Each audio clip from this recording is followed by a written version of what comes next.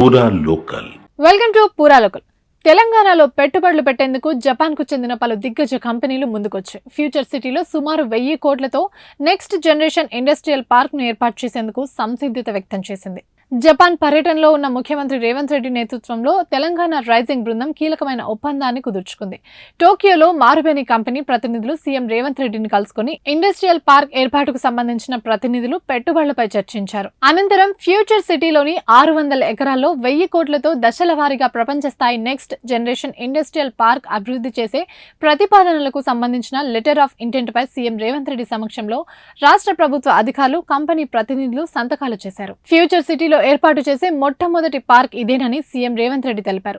మారుబేని company ఏర్పాటుతో తెలంగాణలో దాదాపు 30,000 ప్రత్యక్ష, పరోక్ష ఉద్యోగ అవకాశాలు అందుబాటులోకి వస్తాయని, జీవనోపాధి మెరుగుపడుతుందని వివరించారు. తెలంగాణలో వ్యాపారానికి అనువైన అవకాశాలున్నాయని, మారుబేనికి ప్రభుత్వం తరపున తగినంత మద్దతు ఉంటుందని భరోసా ఇచ్చారు. దేశంలోనే మొట్టమొదటి నెట్ జీరో సిటీగా ఫ్యూచర్ సిటీ అభివృద్ధి చెందుతోందని, ఇక్కడ మారుబేని కంపెనీ పెట్టుబడులు పెట్టేందుకు ముందుకు రావడం సంతోషంగా ఉందన్నారు సీఎం రేవంత్ రెడ్డి.